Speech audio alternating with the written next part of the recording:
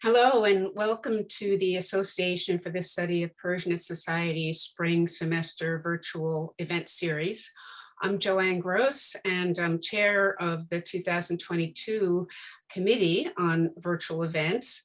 I'm also a member of the ASPS board and director of the Central Eurasia Research Fund. And I would like to first acknowledge the support of my colleagues that are serving on this committee. Evrim Binbaş, Gershon Leventhal, and ASPS acting president Kazuo Morimoto. I would also like to acknowledge Dr. Maita Green Mercado for her role in the co-sponsorship of today's event by the Middle East and Islamic Studies minor at Rutgers University-Newark. Today is the first of a three-part series on post-war Persianate historiography, organized and moderated by Professor Evrim Binbaş, titled An Institute Not to Be, a conversation with John Woods on the Pahlavi Institute for Near Eastern Studies at the University of Chicago, 1966 to 1970. It is a special pleasure for me to welcome John Woods, Professor Emeritus of Iranian and Central Asian History at the University of Chicago. And I will now give the floor to Evrim to introduce today's event and our speaker. And I thank you for joining us today.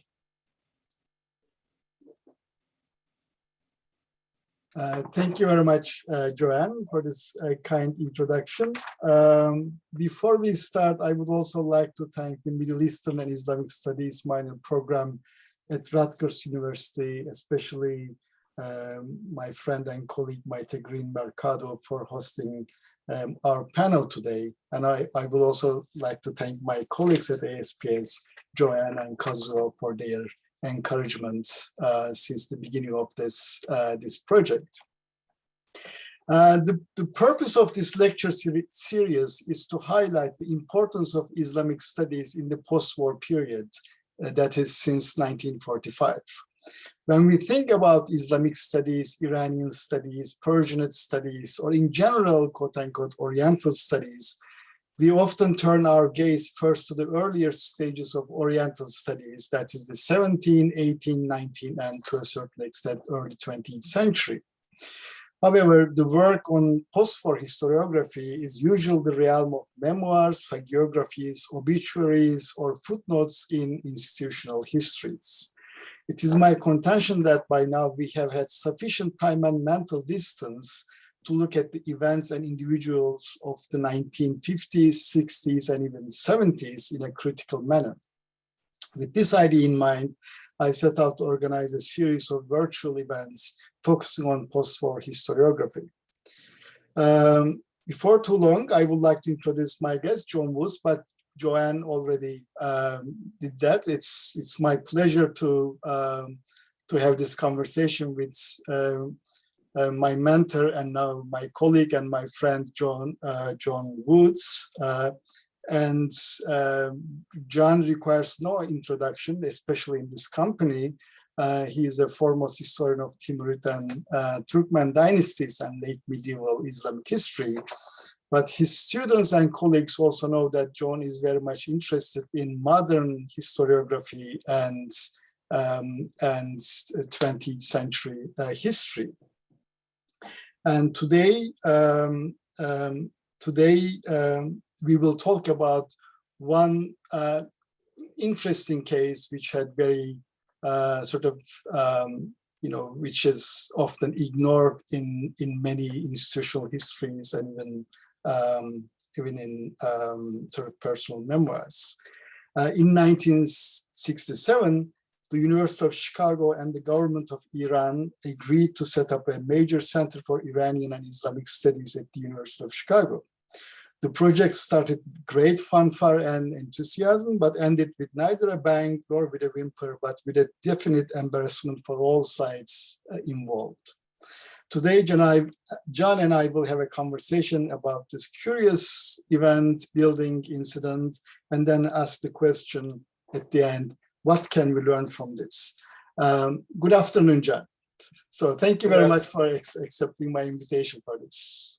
Good afternoon or good evening to you, I suppose. Good evening to me, and good morning to some of our guests in this audience. Exactly.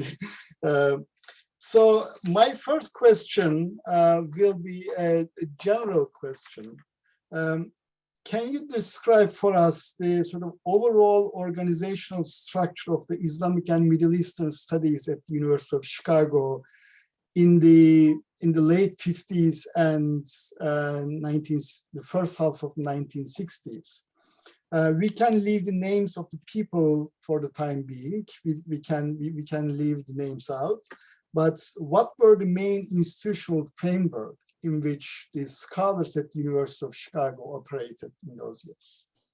Well, that's a very good question. The early 1960s was a period, the early and middle 1960s was a period of great change, not only at schools like the University of Chicago, but in general in the study of the Islamic world and the Middle East, generally in the United States. At Chicago in particular, the study of the Middle East and the Islamic world was concentrated in sort of two general areas. The first was the departmental area. In this case, it was the Department of, or what was called then the Department of Oriental Languages and Civilizations. That was parallel, for example, at other institutions such as my own at the time, Princeton University, by the Department of Oriental Studies. Eventually, the Department of Oriental Languages and Civilizations disaggregated into, in 1965, into separate departments. And in 1966, the Department of Near Eastern Languages and Civilizations was formed. And it was in that departmental context that studies on the Middle East and the Islamic world were focused academically in terms of instruction and language and other substantive courses. There were, of course, other people in the university at that time, at the University of Chicago, in other departments who had interests and who focused on Middle Eastern and Islamic issues. People in anthropology, people like Clifford Geertz or Lloyd Fowlers, although he was an Africanist, he had great interest in the Islamic world as well, or Leonard Binder in political science was interested in the Middle East overall in terms of the modern period. The other element that existed, I suppose the other departmental element that existed after 1960, we could say 65, is a Department of History. 1965, Marshall Hodgson was made a full member of the Department of History. As far as I know, he, and just the person we'll mention in just a moment, were the first two people teaching Islamic and Middle Eastern studies in the Department of History. The second person also who came into that department in 1965 was William R. Polk, a person we'll talk about, I suppose, a great deal a little bit later on. Yeah. The third entity was not a departmental entity, but it was a series of centers or committees that were underwritten by grants from the Carnegie and from the Ford Foundation. The Carnegie Foundation gave $350,000, that would be $3.3 million in today's funds, for the establishment of a committee for the comparative study of new nations. And this committee gathered together particularly a number of social scientists and many of those folks focused again on the Middle East, Western Asia, the Islamic world, and so on. Interesting sidelight is that one of the people who came as a postdoc under that program was Edmund Terry Burke, who those of us who are familiar with Hodgson know Terry Burke's name very well. He was also my classmate at Princeton. Yes. The other large grant that came in about that time in 1961, the year after the Carnegie Foundation grant, was a Ford Foundation grant in the amount of $300,000 or $2.8 million in today's funds, that created, among other things, a committee on Near Eastern and African studies. And it was that committee structure that brought together a number, again, of people on campus interested in the Middle East and the Islamic world. The two Middle East and African studies remained joined in that committee until 1964, in which which year African studies was separated off.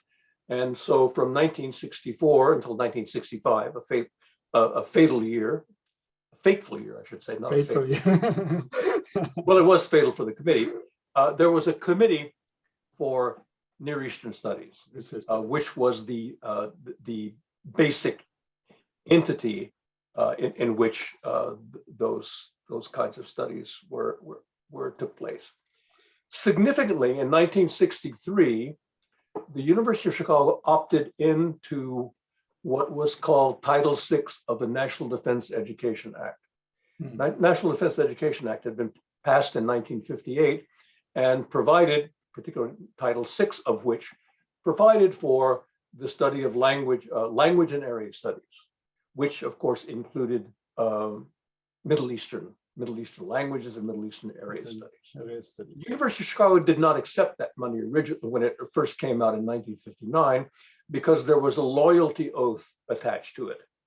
So many universities and many individuals refused to swear a loyalty oath. And the University of Chicago opted out entirely and only re-entered in 1963 after that loyalty oath was dropped.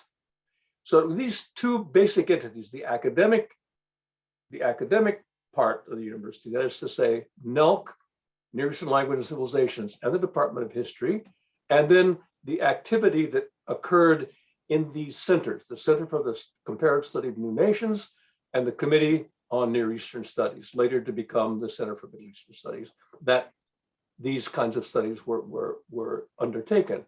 And they characteristically, and now I promise to stop at this point, they characteristically represented what you could say in very gross terms, humanistic studies on the one hand, and social scientific studies on the other hand. And there was quite a bit of tension from time to time between these two entities. And that was a pattern that was replicated in other universities as well. I know this personally from my experience at Princeton University, that there was the same sort of tension between these departments and the newly created centers. So now I think it's time that I can share my PowerPoint. I hope you all see. So in the middle of this, intellectual and administrative environment, if I may use an allegory, in 1965, a meteor fell, and the name of that meteor was William Polk. Could you introduce William Polk to all of us briefly? You also knew him personally, so in that sense, he's no stranger. He's not just a sort of historiographical figure for you. So, who was William Rowe Polk? Well, you have the basic details of his life here. He was a Texan. He was a relative of the U.S. President James K. Polk. He got his BA and PhD and BA and MA at Harvard.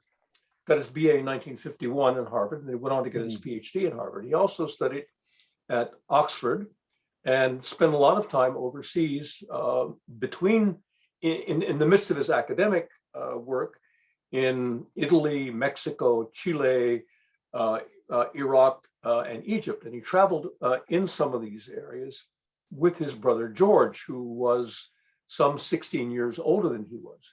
His brother George played a very important part in his life because George Polk was murdered in 1948 in Greece during the Civil War there, when he was suspected of being on the verge of issuing a report on the embezzlement of U.S. government funds that had been allocated I guess we'd call them the rightists, who were fighting against the communists in Greece under the terms of the Truman Doctrine.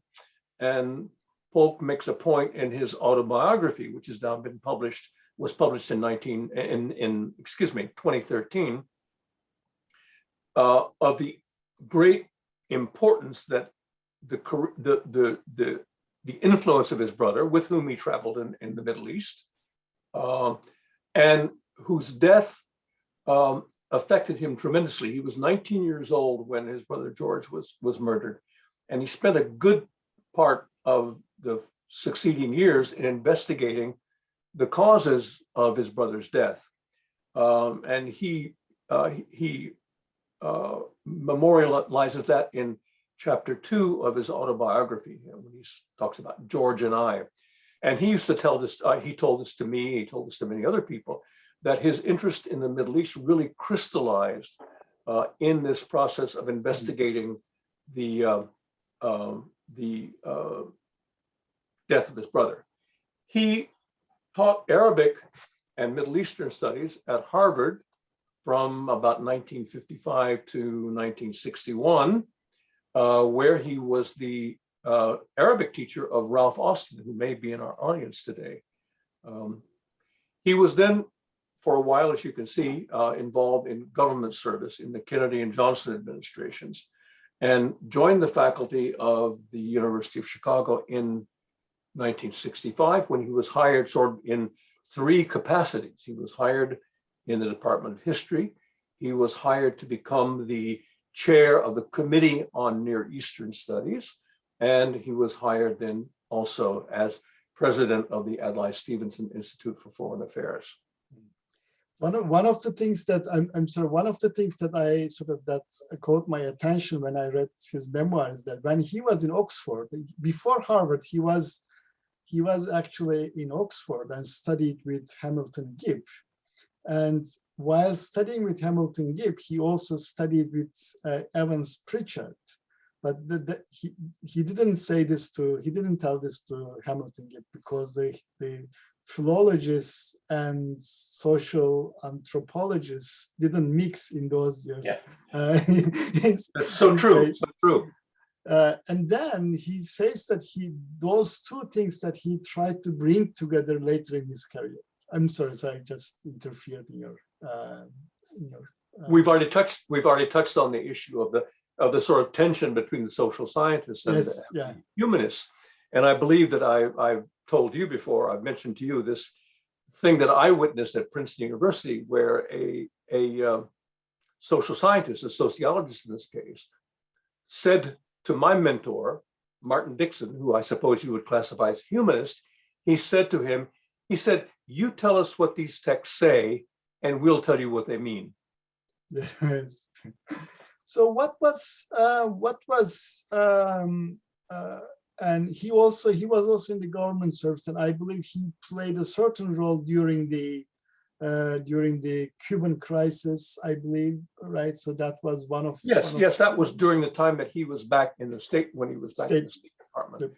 61 to 65, he was involved in the Cuban Missile Crisis issue in 1962.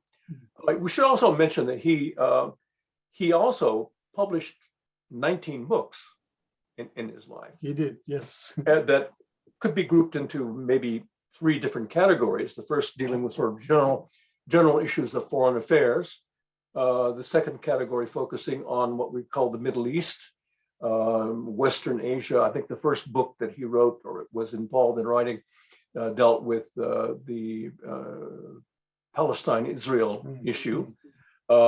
Probably his most famous book was, or his best known work, is the United States and the Arab World, which I think went in some 5 editions. As he grew a little bit older, he turned away from sort of issues of the Arab world and began to focus more on Iran and even Central Asia. His last book, in fact, was on the Great Game. Then he wrote a couple of books which I call the Romance of the Desert books, which he calls, I think, in his autobiography, the Desert Song. And this had to do with his trip across the Arabian Desert, and then his translation and edition of a pre-Islamic Arabic poet. And finally, the last group of things that he wrote about were basically autobiographical, and then having to do with American history. The biographical part dealt with the history of his family.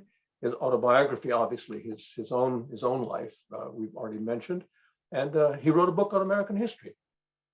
So he was a very prolific writer as well. So what was his vision for the University of Chicago in 1960 when he came to the University of Chicago? Well, Bill Polk, as we all knew him, had no small thoughts. He from the very beginning, he joined the faculty, I suppose, in the fall of 1965. I believe it was in October, so it must have been just after he joined the faculty. He set off on a vast fundraising trip that took him to Saudi Arabia and to Iran. So from the very beginning, he had a very, very elaborate idea of what Middle Eastern studies should be at the University of Chicago. And he claims in his autobiography, although I don't think this is exactly the case, that it was his idea that any appointments in Middle Eastern and Islamic studies should be placed in departments and not in centers. Well, that I don't believe that was necessarily an original idea, because at that point, as far as I know, in American academics, no appointments were made by centers or committees. They were always made in departments. So that was not anything necessarily original. However, it did underscore this kind of, again, one aspect of this conflict between social scientists and humanists, and that is that it was strongly believed that people should have a discipline.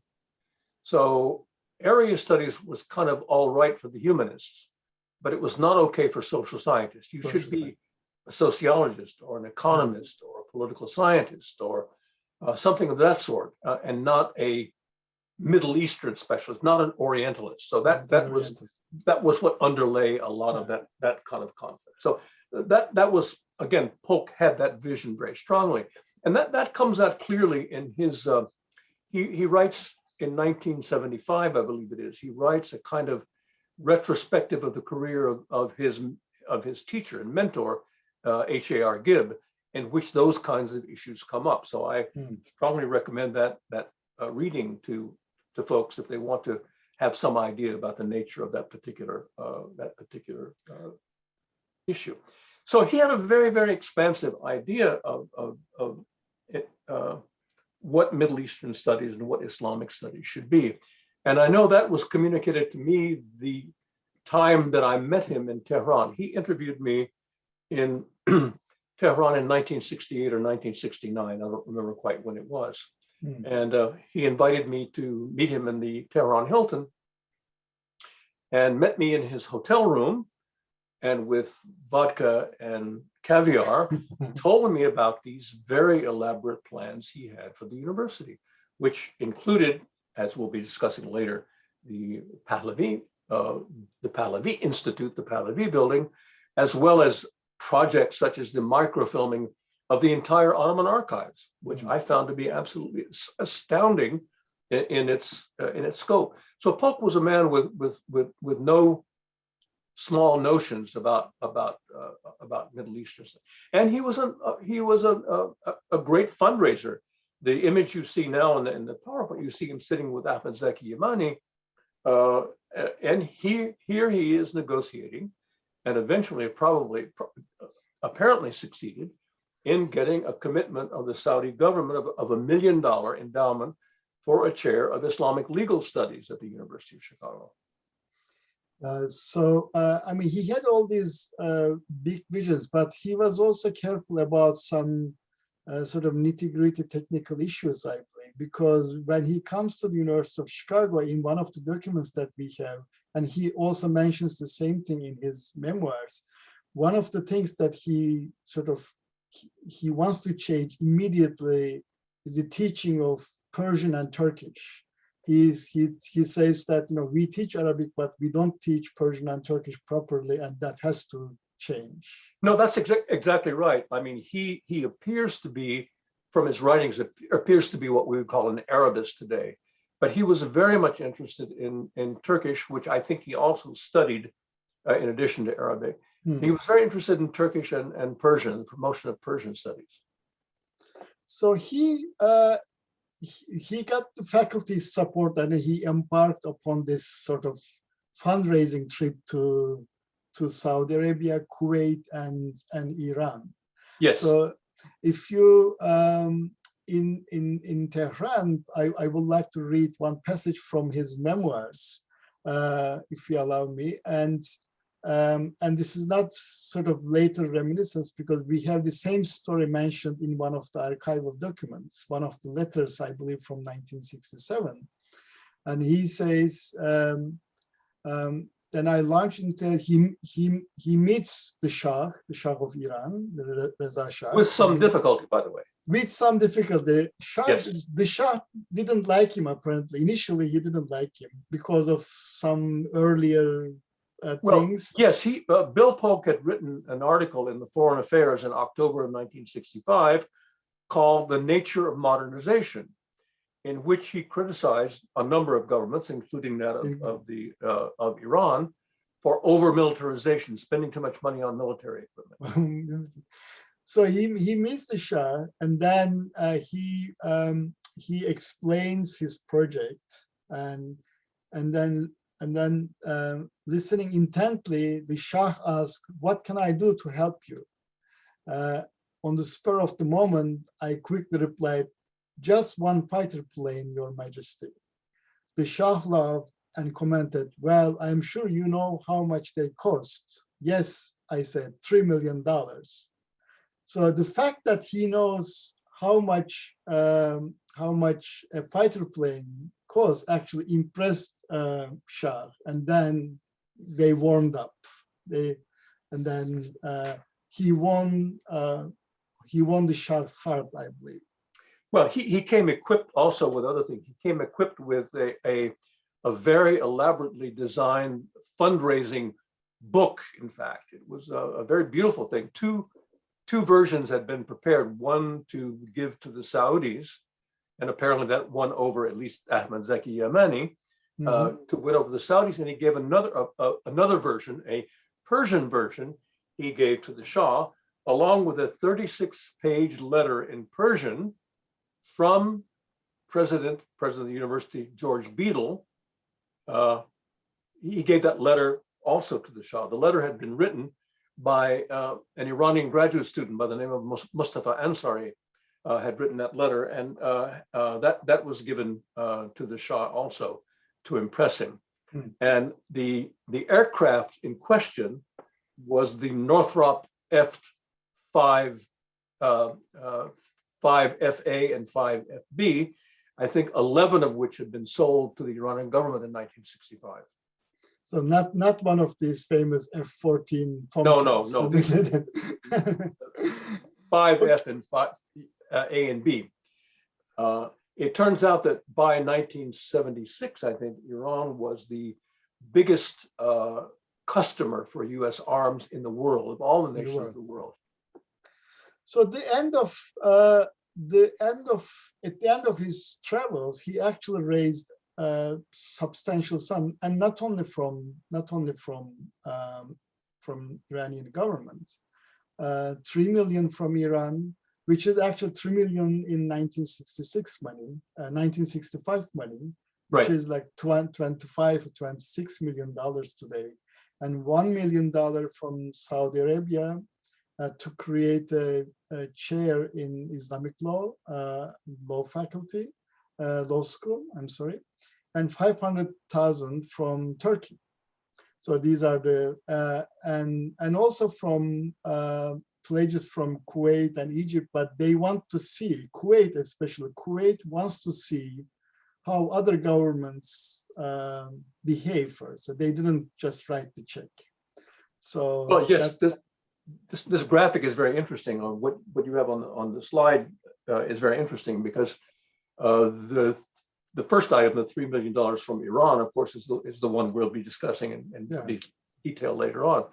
The $1 million from Saudi Arabia for the chair in Islamic law, I don't exactly know what happened to it. I know that several potential candidates were invited to speak at the law school, but I don't know whatever happened. I think that the law school finally rejected the money. In his memoirs, that's what he says, but he doesn't mention the interviews. He says that law school, rejected the money or rejected appointing anyone studying Islamic law. So that's yes.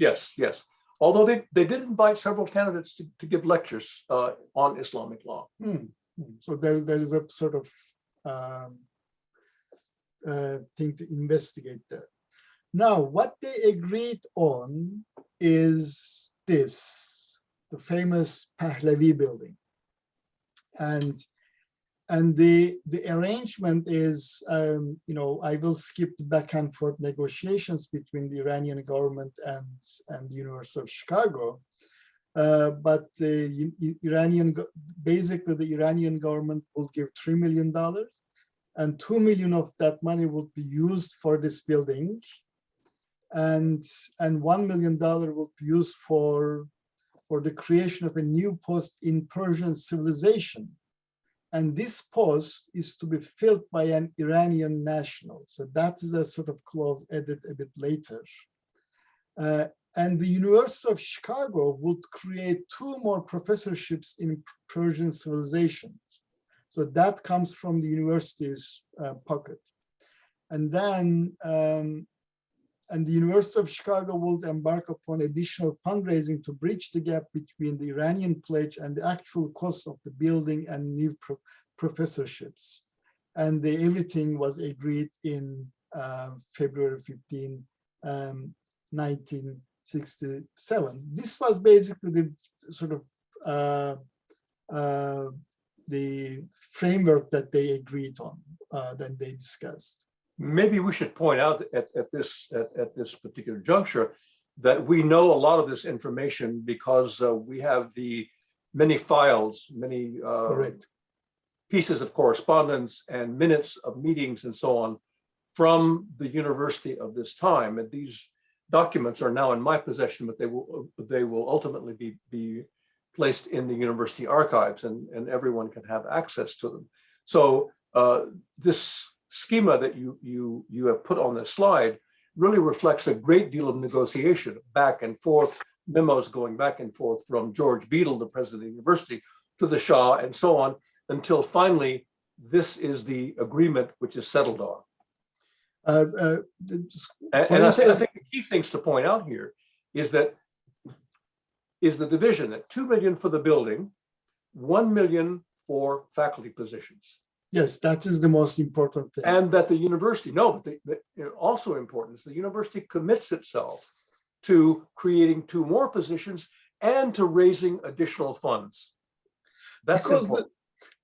The building itself is supposed to cost at least $3 million. So the Iranian government is giving $2 million. So I believe and the thing is, the initial agreement, for instance, doesn't include certain things. The name of the building, Shah Arya Mer's building, for instance, this is not included in the original contract, or at least the one that we have access to. And also the clause that the post is to be filled by an Iranian national, so that is also not included. So I believe that there were some sort of oral communication going, sort of happening between Iranian officials and University of Chicago officials, especially William Polk. That's correct. I mean, what we know is based primarily on the documents that we have. Unfortunately, we have no access to the documents that might have been exchanged between officials in Iran, which would yes, really, that is, in a way, flesh out this picture a great deal better. And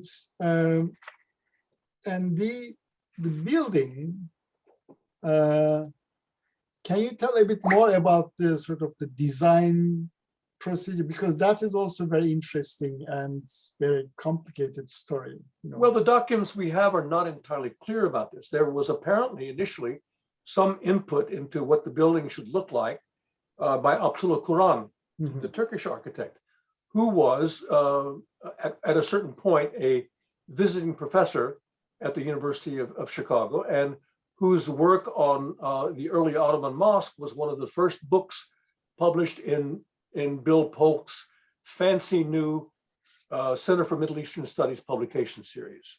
Mhm.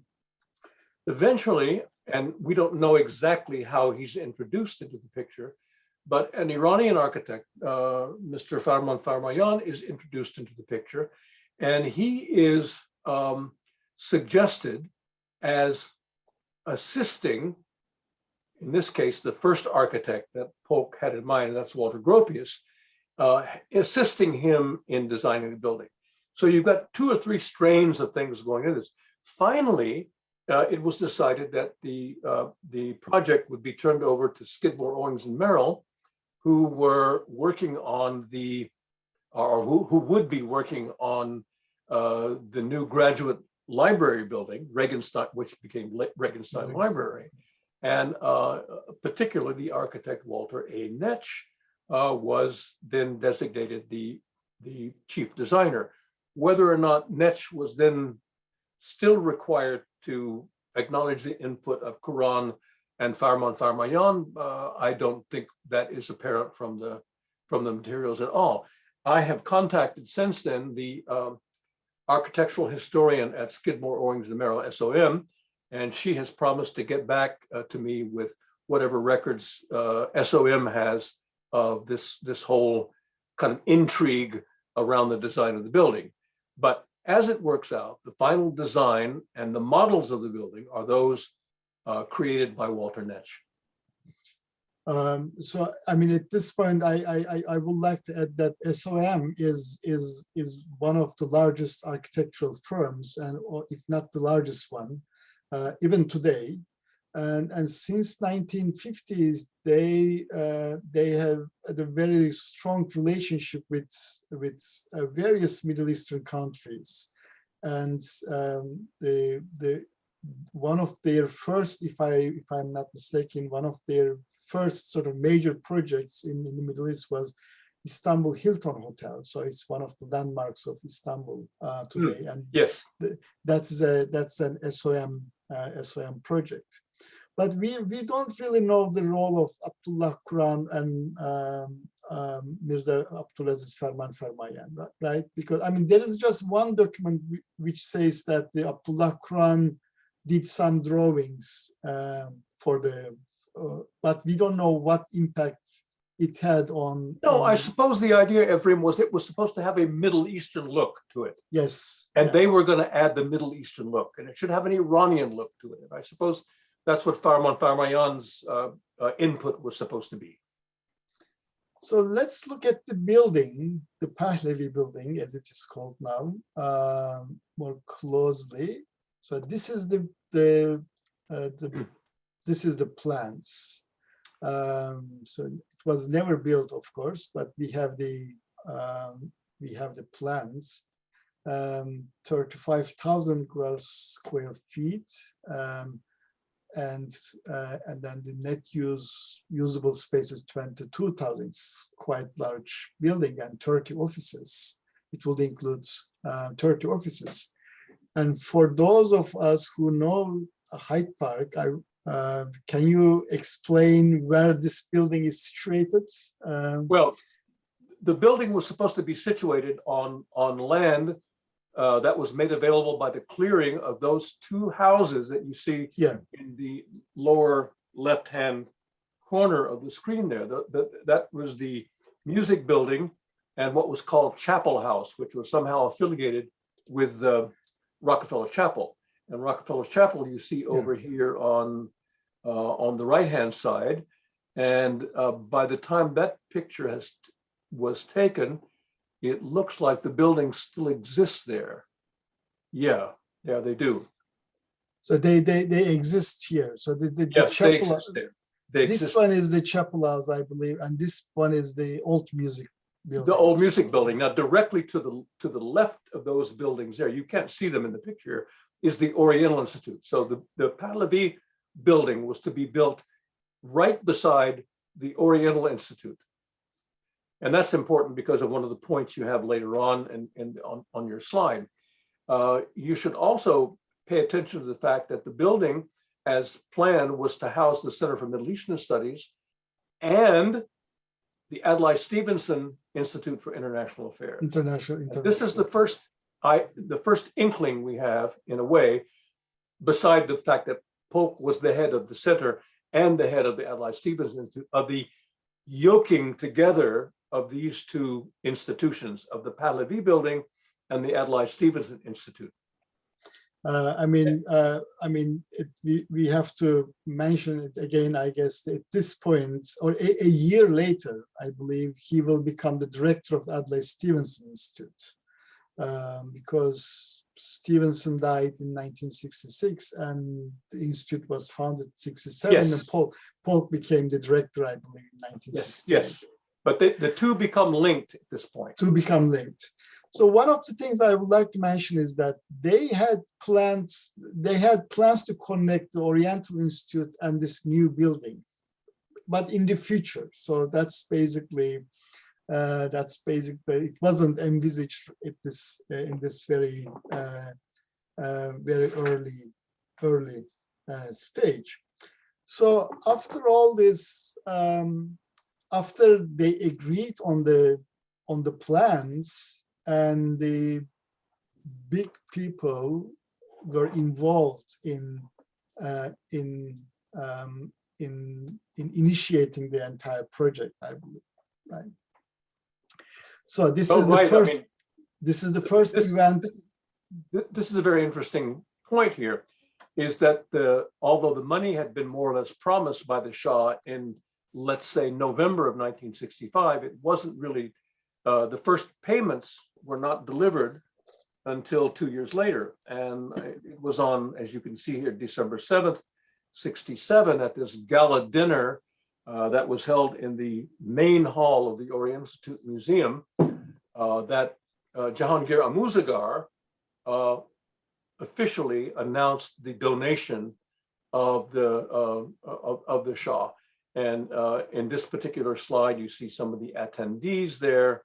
You see the menu for the dinner, which includes, you see the dessert item, strawberries Pahlavi. I have no idea what strawberries. That's one of the most mysterious aspects of this whole discussion. Strawberries Pahlavi. I don't know. What are strawberries? Yes. Exactly. Yes. Chestnut Alodalesk is also very interesting looking, but strawberries Pahlavi is the one that gets. Well, we have the guest list of actually the guest book signed by many of the movers and shakers in Chicago, members of the Chicago Visiting Committee, a lot of very important people in the economic and business community attended this dinner. And it was at that point that the grant was officially announced.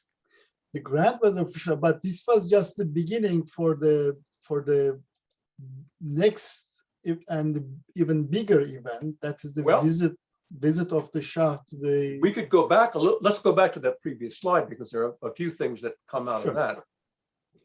And that is that this is announced on December 7th.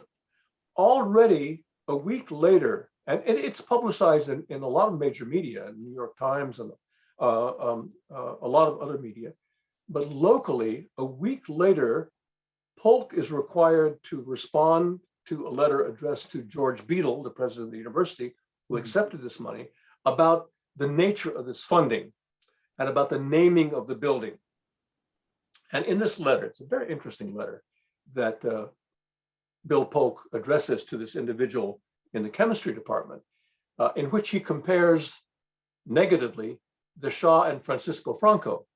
He says there's no comparison between these two people, and so this marks the beginning of a series of protests in the faculty. Some of it obvious, and some of it just sort of just general grumbling about the accepting of foreign money from foreign governments, and the naming of buildings. In one place, at one point, someone says, because the chapel is named Rockefeller Chapel, it really has nothing to do with Rockefeller's money. Yes. So there are various arguments like that. And this argument continues to this day. Well, I'm now retired from the university, so I can't tell you whether it's happening right now, but it continued at least until very recently. It still continued that the university does not accept money from foreign governments. Well, the university did, and does. No. So, but this issue appears almost immediately with the official announcement of this donation. Sorry, then, everybody, I just wanted to. That's all right. So the real big event, though, the Shah's visit to the campus, right? That took place in June 14 and 15, 1968. Yes. Reza Shah visited the University of Chicago, and they, again, in the Oriental Institute's, the main hall, they had a sort of very fancy dinner, and this image, this photograph is taken during the reception, and then this is can you tell more about this copper dedication flag? Well, I'd like to say a little bit more about this particular dinner. This dinner, unlike the previous dinner in 1967, in which everybody knew about it, this was a secret dinner to which 118 people were invited, and it was publicized in the local media. How do you keep 118 people from divulging the secret? And the idea was it was not so secret after all. The arrival of the Shah at O'Hare International Airport was apparently quite an interesting affair, when there were more police and National Guard people surrounding his arrival than there were when the president arrives. So it's all very, but he does arrive. He does attend this dinner on the 14th, and the following day, then he dedicates the site of the building and installs this copper plaque. And this is the official name of the building, the Pahlavi building, University of Chicago, a gift of the government of Iran, site dedicated, as you can see, by His Imperial Majesty Mohammad Reza Pahlavi, Aryameh Shahanshah Iran. So now we have the official name, it's the Pahlavi building, and we have Reza Pahlavi's title, Aryameh Shah. At that time, this was one of the flags that was displayed. This is one of the artifacts that we have of that particular event. I'm sure that this copper plaque must still exist someplace as a second artifact, but I have no idea where it is. If anybody listening knows where that plaque is, I would be very interested too. So that Iranian flag is the one which they unfurled during Shah's visits in the campus, right? You know, that's correct. Yes. And there was that day on the June 15th, and this will sort of foreshadow some things that come up later. There was a peaceful demonstration across the street. I suppose it was on Woodlawn, across the street, on Woodlawn Street, from this site, by members of what were called the Iranian Students Association of Chicago. It was a peaceful demonstration. That was the first demonstration, as far as I know, against this whole project. So I have a problem at this point, because when I look at the sequence of events and the chronology that we prepared, everything looks perfect up to this point. But as you know, we discovered this thing in the university archives, this map, the development plan of the University of Chicago from 1968. So this is a map, as you say at the beginning of your presentation, the University of Chicago had a sort of embarked upon a major construction activity in the 1960s. And this map shows all the buildings that were being constructed in 1968. But if you look at this area, there is no mention of the Pahlavi building. There is no mark. So something happened at this time. So what was that, you think? I think that's a very, very good point. I mean, and this takes us into a brief discussion, or maybe this will come up later, into the financial situation of the university. In October of '65, the university had launched a major fundraising effort called Campaign for Chicago, in which it had set a goal of $160 million. That would be more than $1.4 billion today, of fundraising over a 3-year period. And that was to underwrite the cost of new faculty and underwrite a very aggressive building program, which you see here in this map. In other official records of the university, the Pahlavi money is included as a part of this major fundraising effort. By 1968, the university had raised that money and had even gone $500,000 over the goal of 160 million. So I find it also very strange that this map does not show the Pahlavi building. And this is despite the fact that in July 1969, they really demolished these two buildings. Yes, the buildings, the two buildings were finally demolished in 1969. I mean, that space is still free. I mean, if I remember correctly, it's a parking lot today. Today it's a park. It's a park. So it was a park in front of the Booth Business School. Okay. So, and the other important thing, I mean, we don't really know, and I don't understand what really happened in the university's decision-making process at this point. So you think that everything is established, but then you have this kind of sort of doubts expressed by various people, and then a map not showing the project. And parallelly, the big thing was the protests against the building. So you mentioned you started the discussion on this point because the name of the Shah and the Iranian government, it wasn't very, they weren't very palatable to various people and students as well. And the protests started. But can you give us a sort of a framework for this, because the late 1960s were the age of protests in US history because of the Vietnam War and various things. Well, that's certainly correct. And this Iranian report that you have on the screen now was in fact issued by the Confederation of Iranian Students, not at Chicago, but at Columbia University. So Columbia was a big center of kind of anti-Shah protest activity at the very beginning. But you're quite right. 1968 was a very difficult time because, first of all, you had in the spring of '68, you had riots in Chicago sparked by the assassination of Martin Luther King, and then perhaps what gained a lot more attention, or what gained a great deal of attention nationally, were the disturbances around the Democratic National Convention in August of that year that culminated kind of in what was called the Chicago police riot of that time.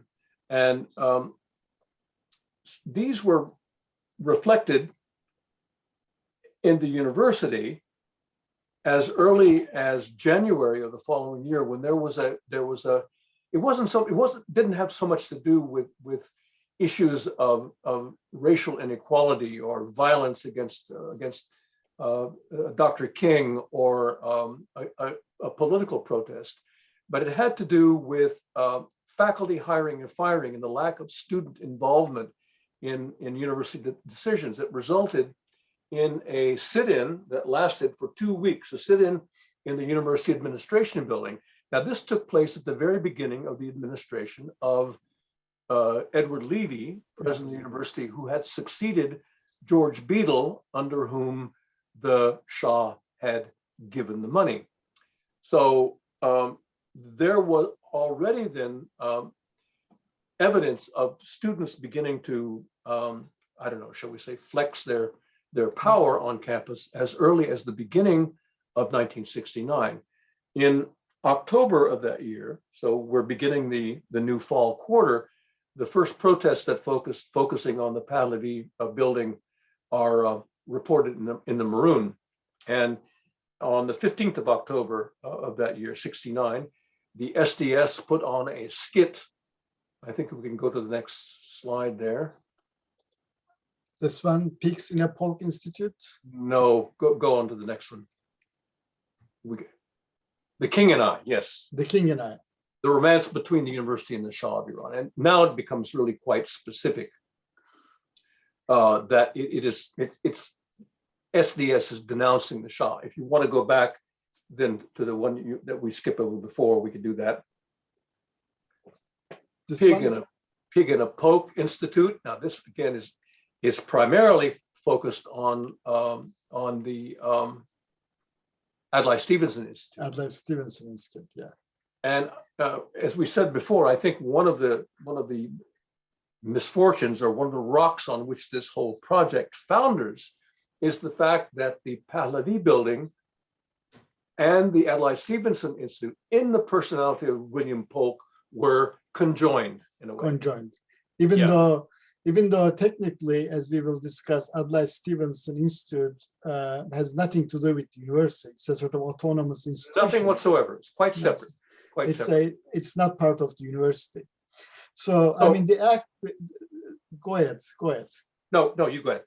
So I just want to point at the actors here. The SDS is Students for a Democratic Society, and specifically Workers' Students Alliance, and then International Socialists. So these are the two groups which protested against the building. So I don't know, the SDS had some divisions at that time, so I don't know the sort of the reaction of the other factions of factions, yes. But SDS, Workers' Students Alliance, were the main actors here. Well, remember that the SDS had its offices in one of the buildings that was demolished. Yes, so but that's actually one of that's been mentioned one of the flyers here. And so in November of '69, there's an interesting thing. This is after the skit took place. In November of 1969, there is a sign that is posted at one of the International Socialists demonstrations that says, "Notice is served. The Pahlavi Palace will not be built here or anywhere." Anywhere. So they were very adamant.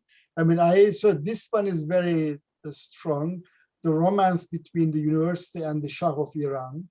Muhammad Raza Pahlavi is a feudal lord who is known as a modern-day Robin Hood, who steals from the poor and gives to the University of Chicago, an appropriate gesture in the Rockefeller tradition. So it's basically they are sort of combining this event with the entire Rockefeller. I mean, we have to mention that Rockefeller gave the money initially when the university was founded. Yes. So the next one, so this sort of shows that, you know, your point sort of kind of proves your point that in the protesters' view, two buildings, two institutions, the Pahlavi building and Stevenson Institute, they merged mainly because of William Polk. Yes. So they were actually, I feel like they were against the Adlai Stevenson Institute more than Pahlavi building. But that might be just as well. The Adlai Stevenson Institute had a physical presence. The Pahlavi building did not have a physical presence. But yes, the site of the Pahlavi building, or the place where the Pahlavi building was going to be built, particularly after the demolition of the two houses, became the focus of all sorts of protests on campus. So when we talk about the physical space, I mean, then I guess we can talk about the Adlai Stevenson Institute. So can you tell more about this? Well, yes, this is the Roby House, of course, built in Frank Lloyd Wright's Roby House, built in 1909. A very famous architectural monument, became the center, became the office of the Adlai Stevenson Institute. And Bill Polk's office was in the upper floor of that building there.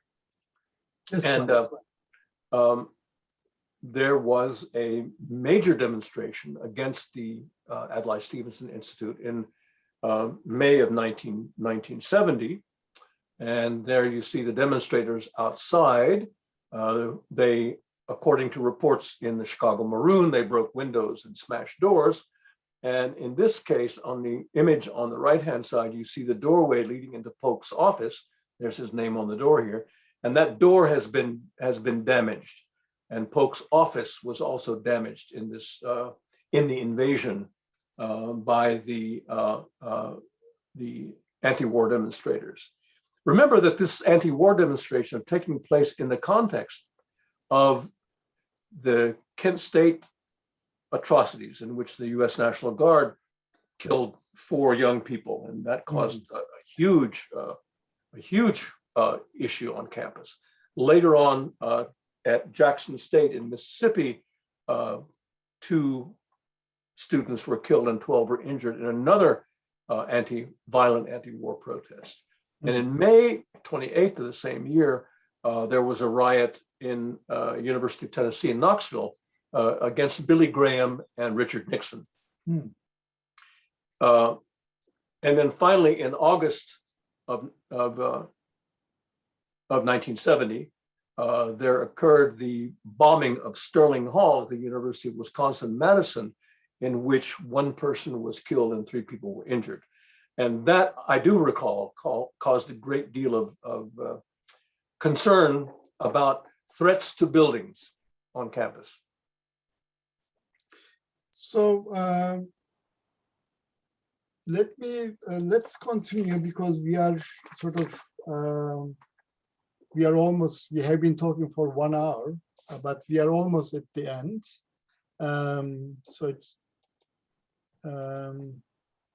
And then this was another demonstration. That was an SDS suggestion that the Pahlavi yes, be made into a daycare center. U.S. imperialists, Rockefeller is still lurking behind to support the Shah and reap in huge profits by exploiting and oppressing Iranians. So I want to talk a little bit about this, because this pamphlet seems to have had very strong influence on the faculty's decision, because it is mentioned in not the others, but this Pahlavi, Friend or Foe. It's an 8 pages long pamphlet. It seems to have had an impact on faculty's thinking at that time, because it is mentioned on several places. And then in November 1969, we see a sort of change of heart.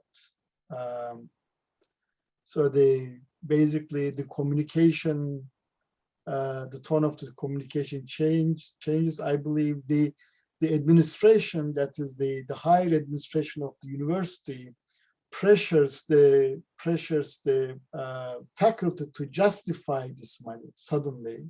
So you have, at this point, I believe you arrived at the University of Chicago, right? You know, this is the time when you started witnessing the events,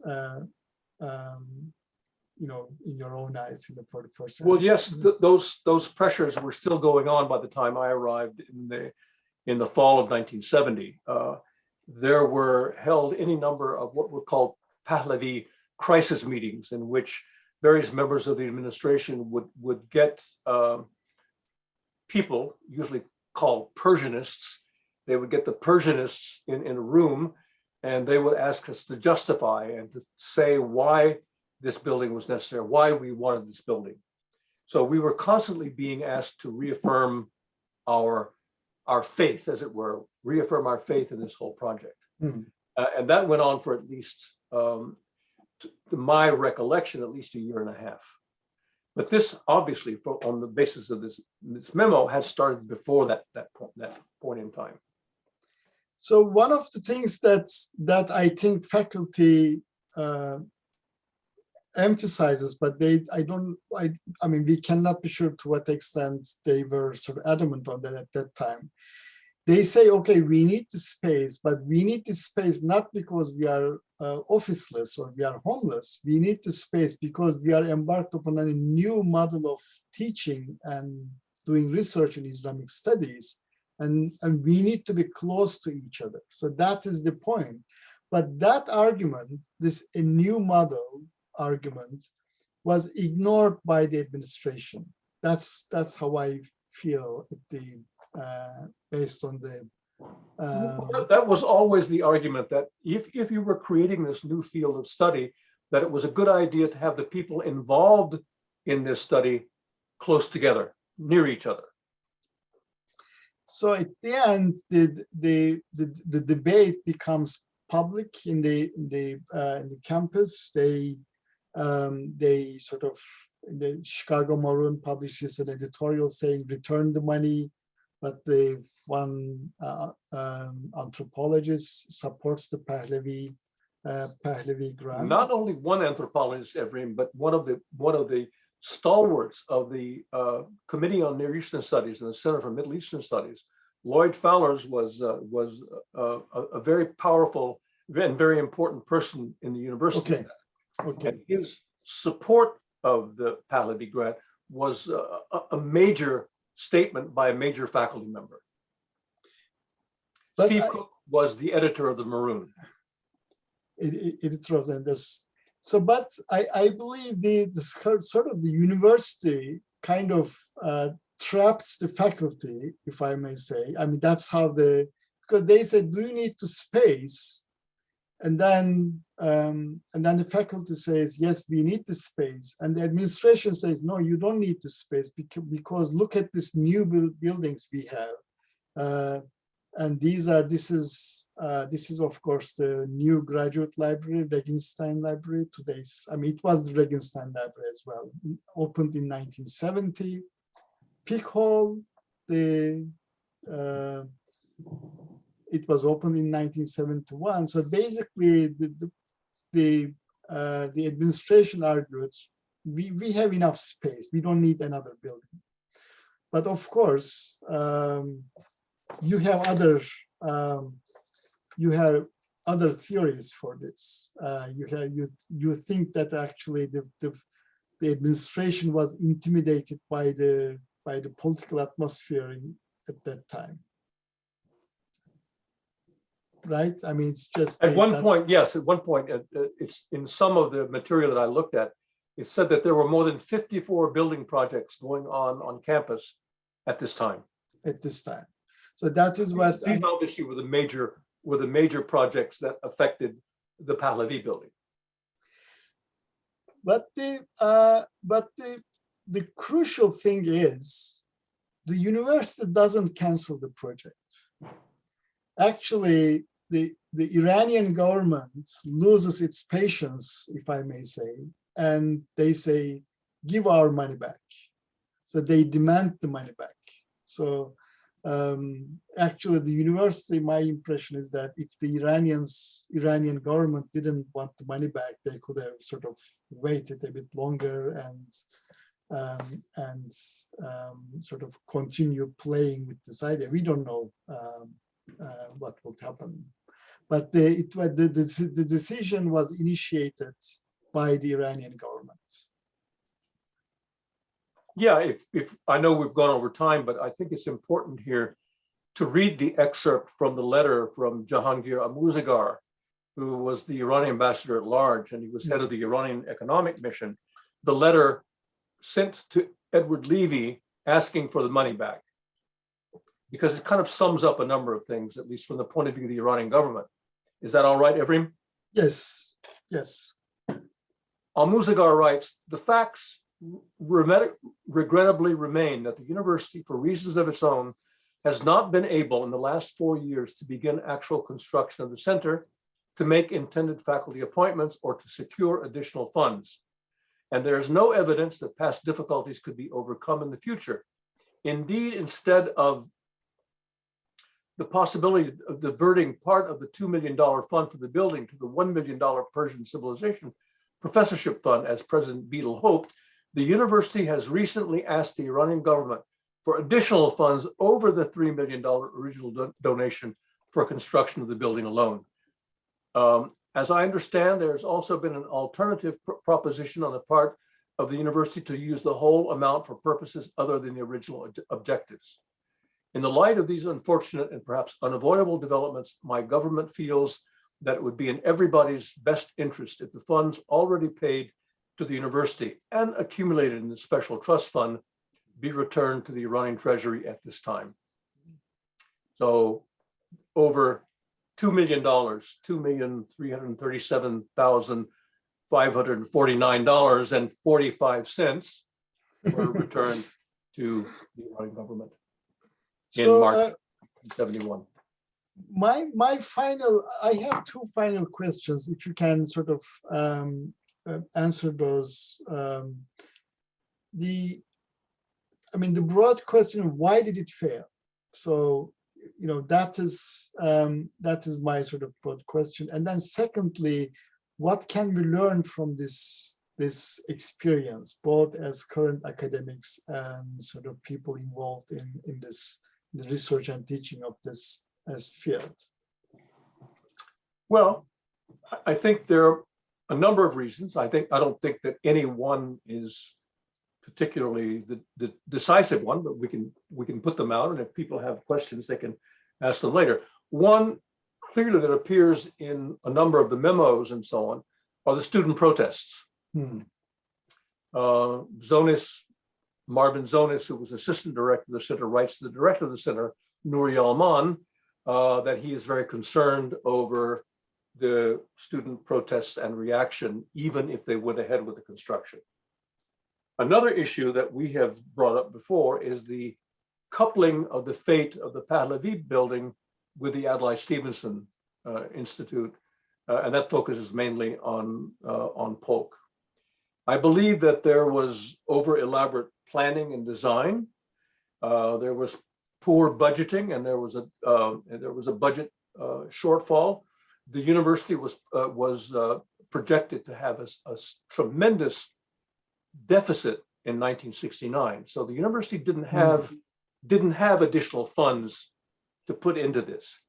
I think there was a lack of will, and there was division among faculty. There's this question that we mentioned before about accepting money from foreign governments and the naming of buildings and so forth.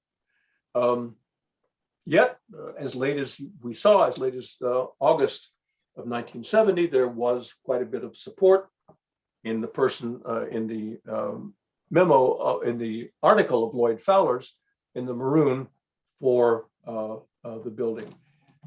There was the question of space. Now, space, as many of you know, is one of the third rails in academic politics, and the idea that quote, we have enough space is, on the face of it, ridiculous. I've never heard of any university that said it had enough space.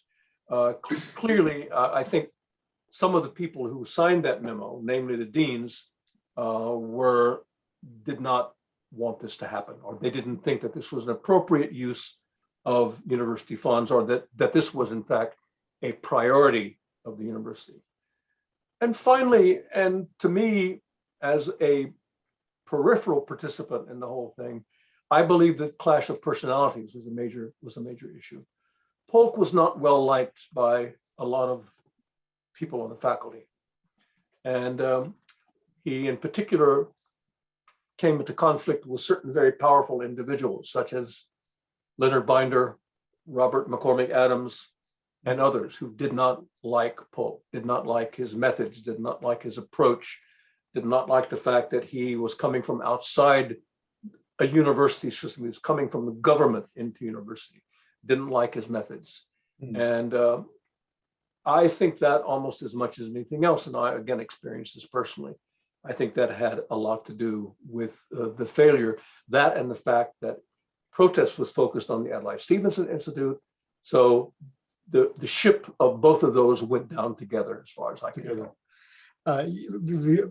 We forgot to mention that Adlai Stevenson Institute disappeared in 1974, 5. I forgot now, but in the early before 1975, it was actually shut down. Well, that's when Polk left the university. The Adlai Stevenson Institute went into receivership, and it was headed by Chauncey Harris, who was a geographer, a very high-ranking official in the university at the time, and it did absolutely nothing for 5 years. For 5 years, yeah. And Polk left university in 1975. It's not clear. It's not clear, Evrim. He says he was at the university either 9 or 10 years, so that would make him leaving in 1974, 1975. To my recollection, the best of my recollection, he was not around after 1972. Okay. And at that point, he was accused of embezzling money from the Adlai Stevenson. He was falsely accused of embezzling money from the Adlai Stevenson Institute. That's how much he was disliked on campus. So people spread that as a rumor about him. I mean, he had a very strong. He resigned not only from Adlai Stevenson Institute, and he also from the university. And beyond that, he left the country. And if I understand the whole situation correctly, he went to Cairo, and then he went to Greece and settled in France, never returned to the United States, apart from short visits, I believe. He was involved in the arms trade for a while, but then finally settled in France and spent a lot of his time writing, as you can see. Right, a lot of things after his retirement from the university. Wrote a lot of things.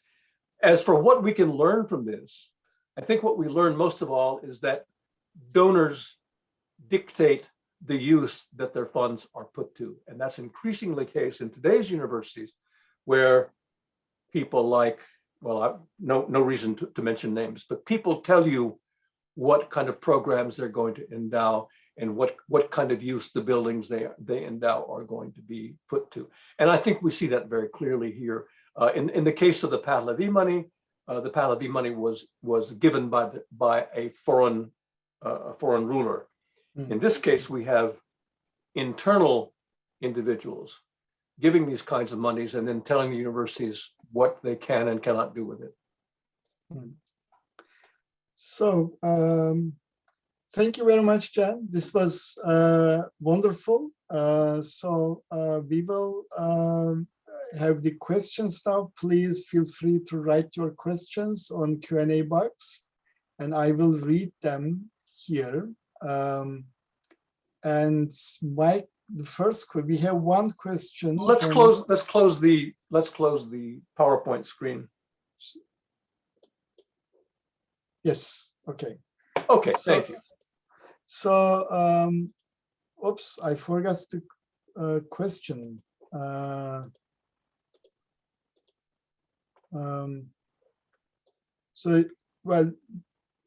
Here, Judith is asking, Judith Pfeiffer is asking, many thanks for a wonderful conversation through Chicago style. Thank you, Judith. You have talked a lot about buildings. What happened to the university's pledge to fund positions? Many thanks, Judith, formerly a Hyde Park resident. What happened to the positions? Well, the $3 million was supposed to be divided, $2 million for the building, $1 million for a position, and the university was supposed to raise money for other positions. The university never raised any money, and the way the budgeting went for the building, they went $300,000 over $3 million for the building alone. So the issue of the professorships and the teaching positions was never even brought up again. But I have to mention, it was brought up in Amuzagar's letter. That's why I wanted to read it. It was brought. He said you didn't do this. Yeah, but we have to mention this your appointment, because you arrived at the university in 1970. So your appointment was unrelated to this whole saga. So it's completely different. My salary was paid by the Ford Foundation initially. Ford Foundation grant at the very beginning. My salary was initially paid by the Ford Foundation until it was assumed by the university. Thank you very much. And the second question is by August Samye. August asks, was there ultimately a negative impact on Near Eastern studies with the project falling apart? I can't see the question. If you click the Q&A box, No, I was looking at the chat box. no, click the Oh, Q&A. Augie Semi is asking a question here. Yeah. Was there ultimately a negative impact on Near Eastern studies with the project? Well, Augie, I think everybody felt very sad about it. I mean, I certainly did. I mean, maybe there were some people who were privately gleeful that the whole thing had collapsed. But I was very sad about it. And at that point, the Middle East Islamic Studies program had no common area, had no common space. The Middle East Center was located, if you recall, in the upper floors of Kelly Hall. And there were some people who had offices in PIC, and we were spread all over campus. So the center was not brought together really in any shape or fashion until 1988, when I was able to get secure space on the second floor of PIC to bring us all together. Thank you. Fariba's question. Let me read Fariba's question. All these, friends are asking, so I'm sorry I keep mentioning their first name.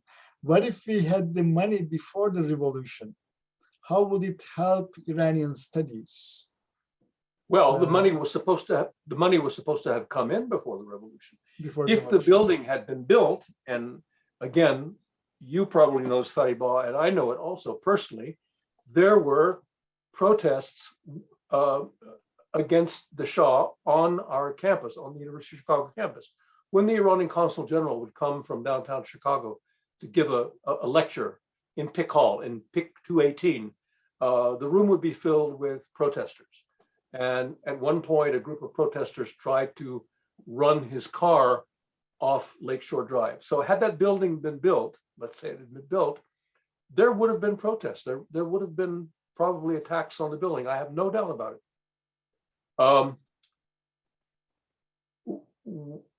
What would have happened? I don't know. You say the university never cared about Iranian studies. Well, they have cared about Iranian studies, mostly as they related to ancient Iranian studies, old Iran. So through the Oriental Institute, there's been quite a bit of attention paid to Iranian studies, but to modern Iranian studies, that's to say post-Islamic Iranian studies, not very much. There was my hiring, and that was about it. You think the Shah was a smart man? He saw through it. Maybe. So, I think he was much more concerned that construction had not begun, that the university temporized, and that the university had the audacity not only not to use the money in accordance with the terms agreed on, but then to ask for more. Ask for more, yeah. So Ernie is asking, Ernie Tucker, were there any later Iranian donations to the University of Utah? University of Utah or University of Chicago, you mean, Ernie? Or... I don't know about this. I can say one thing. There was a donation to the University of Oxford. The Wolfson College has they received money from the Iranian government, but I don't know when. From the government or from private individuals? I know the Sudavar, the Sudavar family gave money to Oxford. That I cannot answer. That I don't know. Maybe private. Sudavar gave a lot of money to Oxford, and I know the first incumbent of that chair that was given there. Fariba says UC Irvine has a big center, but Iranian American money, that's quite different from Iranian money. Yeah, this is different. Sylvia Wu asks, were there any other attempts of raising money from the Iranian government at all following the cancellation of the Pahlavi project for the Oriental Institute, perhaps? No, but there were other issues that came up with the Oriental Institute and the Iranian government, having to do mainly with the so-called Persepolis tablets, but that's a very complicated legal issue that we don't have to go into at this point. Ernie saying, I meant Utah, University of Utah. So did the University of Utah receive Iranian money? We don't know. Kazuo is asking, Kazuo Morimoto, many thanks. Is there any evidence that suggests that the Iranian side crudely tried to influence the contents of what would be studied in Chicago about Iran through interfering with the supposed appointments, etc.? Well, Kazuo, that's a wonderful question, because one of the major issues that came up was that at some point it was stated that the endowed professorship that was to be endowed with $1 million was to be held by an Iranian national. And there was a great deal of concern among the faculty that no external element, be it a government or an individual or a donor, could influence the university's policy in hiring faculty positions. And that became a matter of a great deal of discussion. And at one point, I remember attending a Pahlavi crisis meeting in which we sat down and we named all the possible candidates that we could think of, Iranian nationals or non-Iranian nationals, who could hold that position. But yes, that was an issue. As far as I know, aside from the fact that he stipulated, or that at some point it was stipulated that the incumbent be an Iranian national. That's the only thing that I know of, the only attempt the Iranian government made to influence the appointment. They also wanted the architect to be an Iranian national. So that's yes. Yeah, That they didn't want happen. that didn't happen as well. So Shirley is asking, Shirley Quinn, did Paul pursue his plans to photograph Ottoman archives? No, that was impossible. That was done by other people surreptitiously later on. And the Ottoman archives have never been photographed in their entirety, and never will, probably. Yeah, it's impossible task. So Ernie meant Utah. I don't know about Utah, Ernie. So I don't see any other questions. Then I would like to ask my final question as part of the Q&A session. Can you tell a bit more about the material that you used to reconstruct this story? I mean, you mentioned a little bit, but can you tell a bit more about the sources and documents and everything?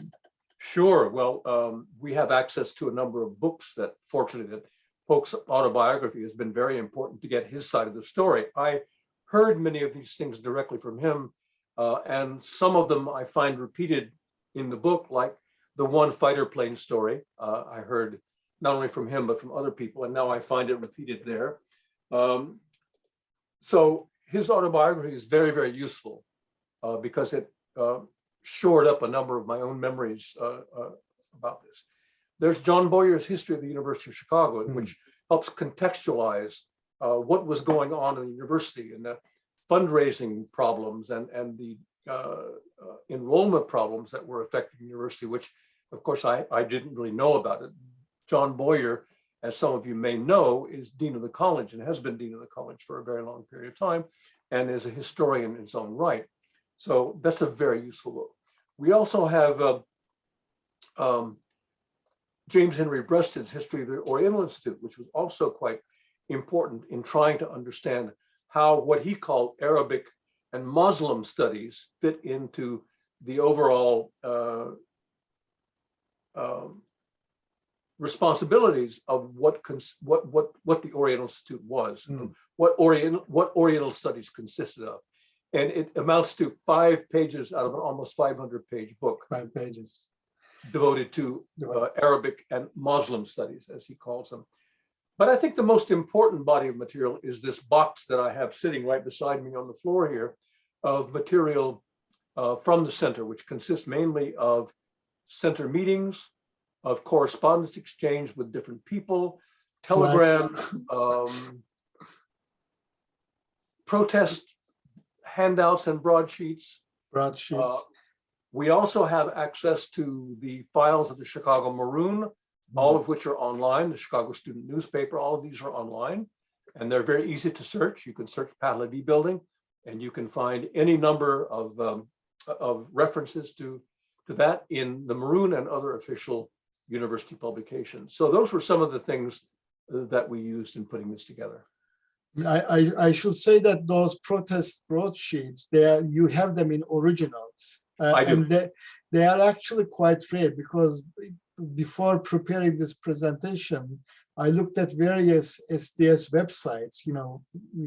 People collected this material, and I couldn't find any of them anywhere. So these are, quite rare material, I should say. So that we have all of those. We have all of those, and they will eventually be deposited in the university special collections.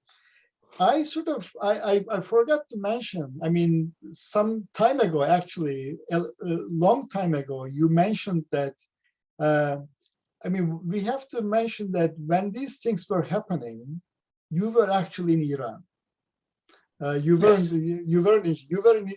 in Tehran, and then you saw a replica of this building somewhere in Tehran, in Iranian. Yes. The model that was presented to the Shah in January of '69 was placed in the Iranian Senate building, in the entrance of the Iranian Senate. Yes. And I saw it, and one of my relatives was a senator, and he discussed it with me at length. So you had no idea that you would be. I was not.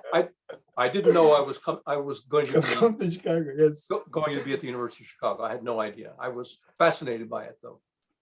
So we have a question from Theo. From Theo, yes. Let me read the question. Do you think we have seen any progress in the last 50 years or so in the ways that professorships and research centers in this field are funded? To me, it is disheartening to follow this story from the 60s, 70s, and then to think of more recent failed ventures. For instance, the Purdue chair at Princeton. It's like a never-ending comedy of errors, but maybe you have some hopeful insights. No, Theo, I'm sorry, I don't.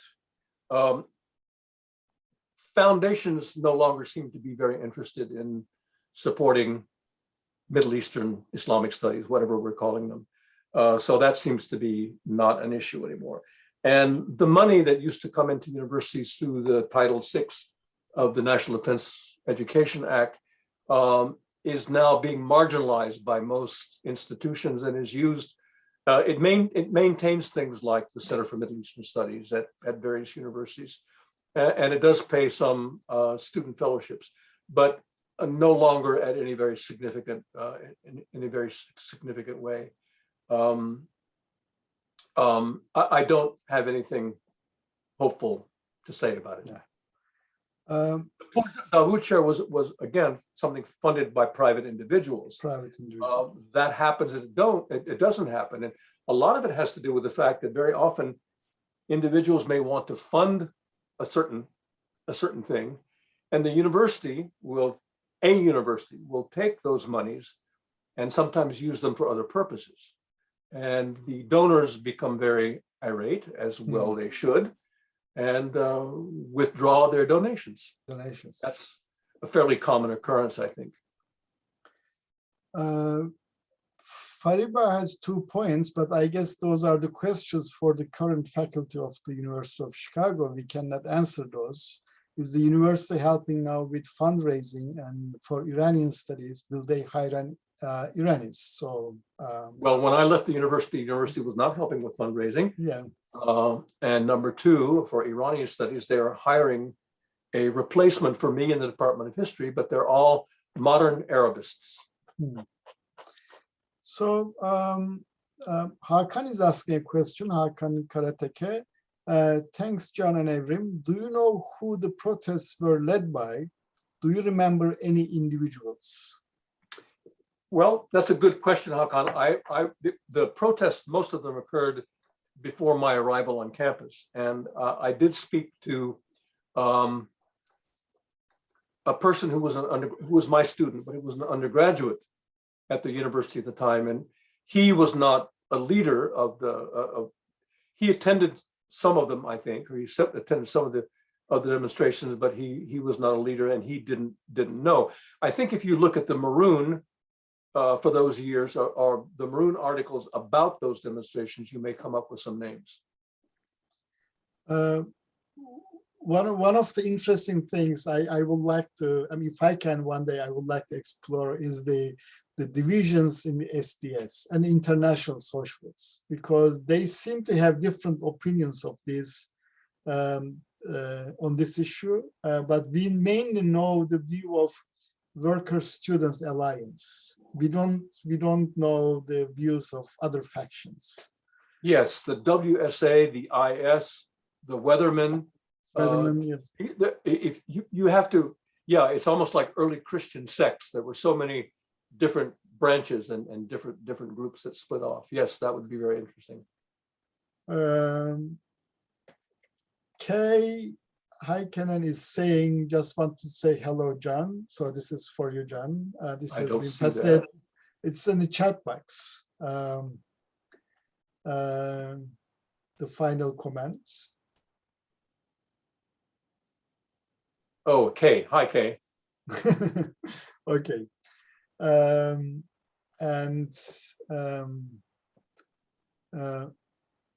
The Fariba has two more remarks. Chicago was the center of Iranian left. They came from outside, probably. That is possible. But the pamphlet was published in the University of Columbia, as John mentioned. Yes. Yes, I think Columbia was more active, at least initially, and that demonstration at the time the Shah visited in June of '68 was apparently very peaceful. It was the Association of Iranian Students of Chicago, Iranian Students Association of Chicago. That's what they call themselves. That's called themselves. As reported by the Tribune. So Judith raised her hand. So can she join us? Yes. Sure. Judith, can you please unmute yourself, Judith? Yes. Sorry, that was a mistake to raise my hand. I had somehow it clicked on the chat. Anyway, okay. Actually, I was wondering, John, whether Can I see you, Judith? I can't see you. I don't know. You can hear me apparently. When you don't want to see you? I think we cannot activate cameras. Okay, fine. But she gets back, yes. Fine. Sorry, Judith. Just a little, I was wondering when I saw the menu with the Pahlavi strawberries. Yes. I think there was also something on it called, if I make a note of it. Do you want me to read it, Judith? It had something to do with lobsters, I think. No, tenderloin. When I read that, it was very small. I thought it has to do with Tamerlane. No. I thought you got inspired by that. Anyway, I raised my hand again, lower my hand again. That was a mistake. Sorry for that. Great to see you both. Wonderful, wonderful evening. Thank you. Thank you.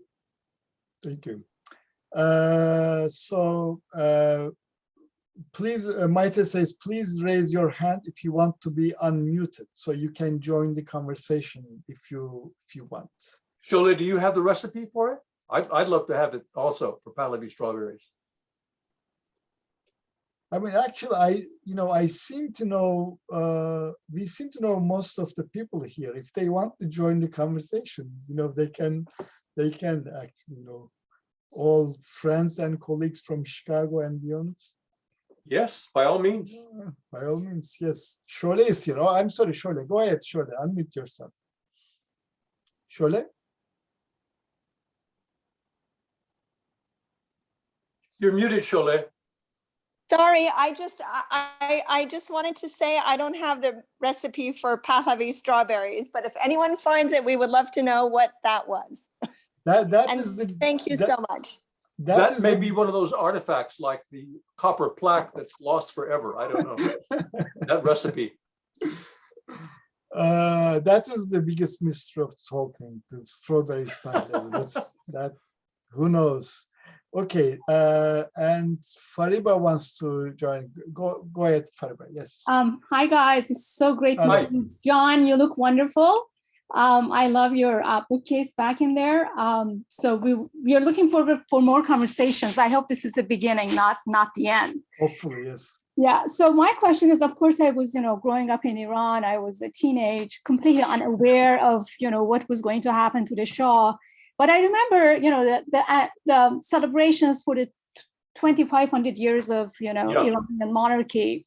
And I recently found all these amazing videos on YouTube on the actual celebration. It's not good quality, but it would be great if you could watch it because it's a lot of fun. All these people coming in, absolutely disorganized.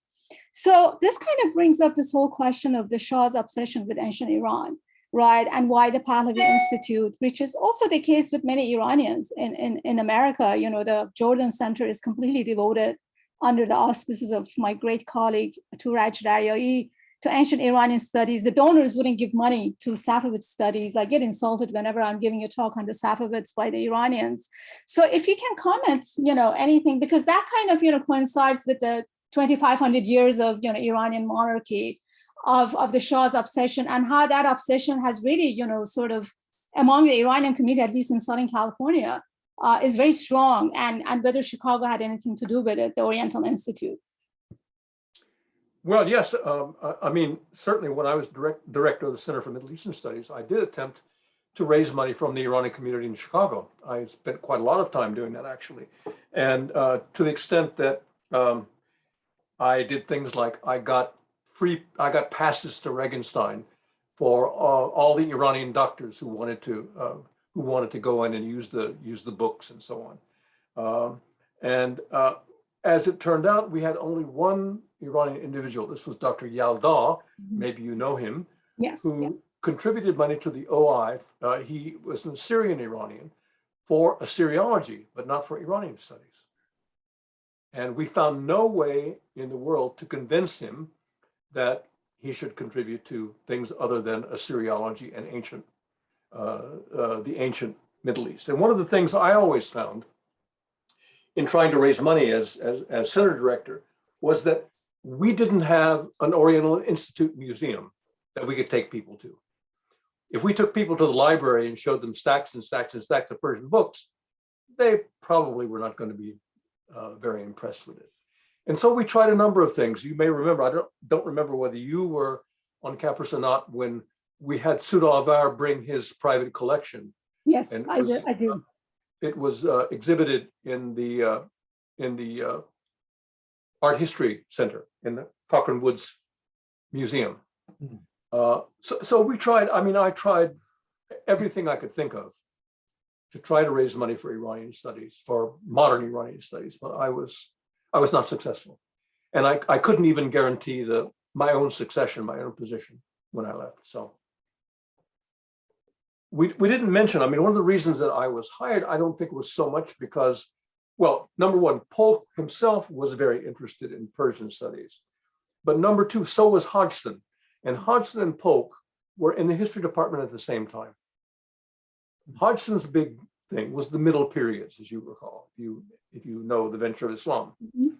So I think that those two things, I think Polk's desire to strengthen Persian studies on campus and Hodgson's emphasis on Middle Period history was one of the reasons I was hired. Well, neither of those exist anymore, nor do I, for that matter.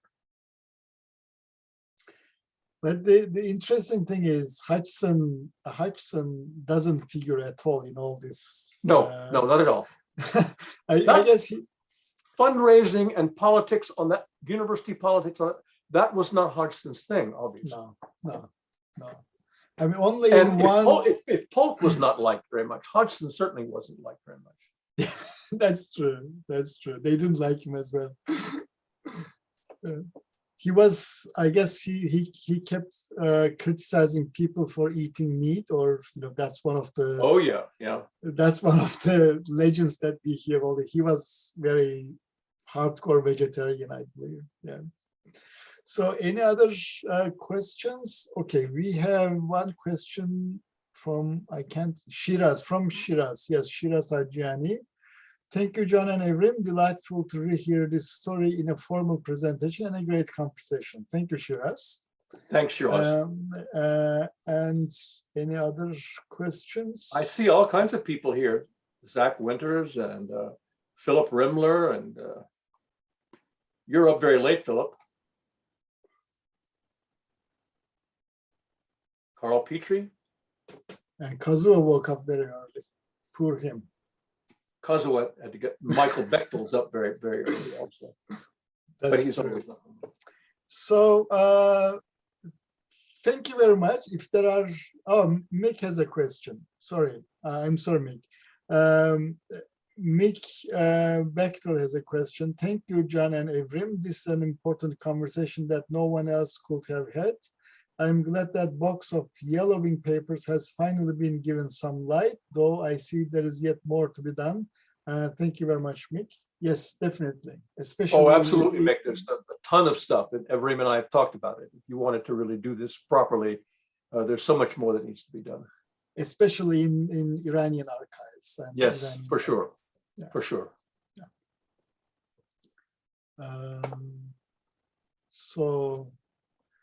So if there are no other questions,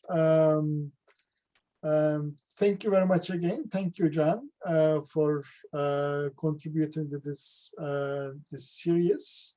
Well, I mean, we organized this together, Evrim. Don't just thank me, because you have all the same materials I have, and we've discussed all of these things in great detail. Yes, yeah, but I was there and you weren't. That's yes, the only thank you. So it was I was never part of the time. You were never. It's a fascinating story. I sincerely hope that someone will focus on this issue in a much more serious manner. Well, I'm looking forward to receiving materials from SOM. I don't know what their archivist will come up with, but I'm looking forward to that. I don't know what it'll tell us exactly, but there's a kind of drama around the architect, the selection of the architect, and I'd like to know a little bit more about that. I know an architect here in town who knew Netsch, and I've talked to him about it. So in researching this, has caused me to reach out to all sorts of people that I thought I would never speak to. Michael Claffey, for example. I'm sorry that he didn't come because he would have been able to add a lot to it. I had an hour-long conversation with him, and he told me a lot of things, since he was a participant at the highest levels of the university in a lot of these things, and knew a lot of the people involved in this personally. At some point when we were preparing this, I had to prepare a list of dramatis personae, because I know many of these folks, but a lot of them I didn't know, and I couldn't keep them all straight. Thank you very much, John, again. I think I will close the session here. I have one more quick announcement to make. This lecture series on post-war historiography will continue. If you are an ASPS member, or if you are following ASPS on Facebook, etc., you will hear more. You will hear the news about the future events. The next event will be in spring sometime. I don't have the exact date yet, but Christian Gruber of the University of Michigan will talk about Oleg Graba. And now I will hand over to Joanne and Maite. And thank you very much for all joining us tonight. Thank you. Thank you, Evrim. Thank you. You both.